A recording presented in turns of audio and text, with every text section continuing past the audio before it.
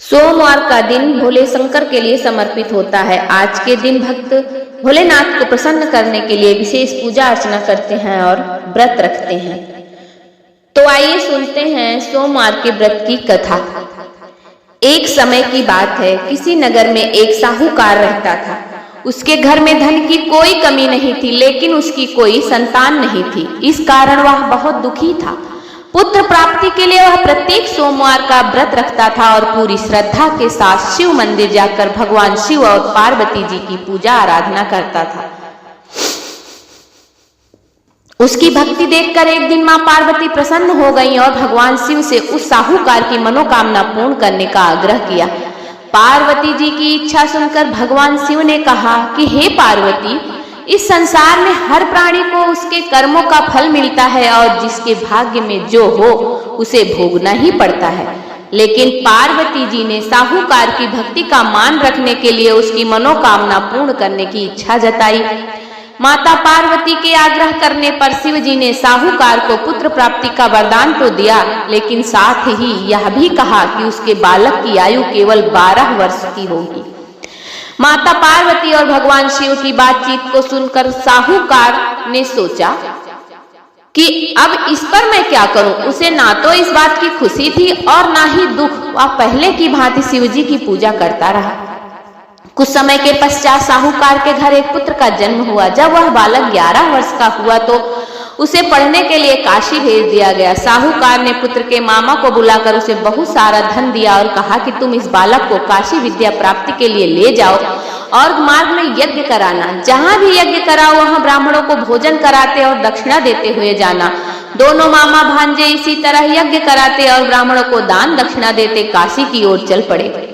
रात में एक नगर पड़ा जहां नगर के राजा की कन्या का विवाह था, लेकिन जिस राजकुमार से उसका विवाह होने वाला था वह एक आंख से काना था। राजकुमार के पिता ने अपने पुत्र के काना होने की बात को छुपाने के लिए एक चाल सोची। साहूकार के पुत्र को देखकर उसके मन में एक विचार आया। उसने सोचा, क्यों ना इस लड़के को दूल्हा बनाकर राजकुमारी से विवाह करा दूं। विवाह के बाद इसको धन देकर विदा कर दूंगा और राजकुमारी को अपने नगर ले जाऊंगा। लड़के को दूल्हे के वस्त्र पहनाकर राजकुमारी से विवाह कर दिया गया, लेकिन साहूकार का पुत्र ईमानदार था। उसे यह बात न्याय संगत ना लगी। उसने अवसर पाकर राजकुमारी की चुन्नी के पल्ले पर लिखा कि तुम्हारा विवाह तो मेरे साथ हुआ है, लेकिन जिस राजकुमार के संग तुम्हें भेजा जाएगा वह एक आंख से काना है। मैं तो काशी पढ़ने जा रहा हूँ। जब राजकुमारी ने चुन्नी पर लिखी बातें पढ़ी तो उसने अपने माता पिता को यह बात बताई। राजा ने अपनी पुत्री को विदा नहीं किया, जिससे बारात वापस चली गई। दूसरी ओर साहूकार का लड़का और मामा काशी पहुंचे और वहां जाकर उन्होंने यज्ञ किया। जिस दिन लड़के की आयु 12 वर्ष की हुई उसी दिन यज्ञ रखा गया। लड़के ने अपने मामा से कहा कि मेरी तबीयत कुछ ठीक नहीं है। मामा ने कहा कि तुम अंदर जाकर सो जाओ।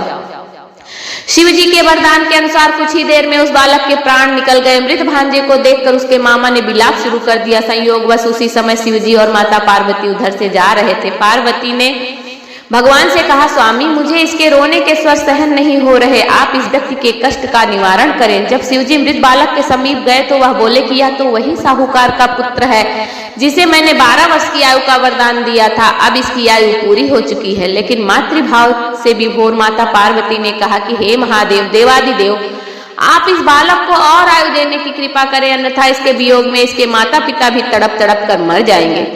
माता पार्वती के आग्रह पर भगवान शिव ने उस लड़के को जीवित होने का वरदान दिया। शिव जी की कृपा से वह लड़का जीवित हो गया। शिक्षा समाप्त करके लड़का मामा के साथ अपने नगर की ओर चल दिया।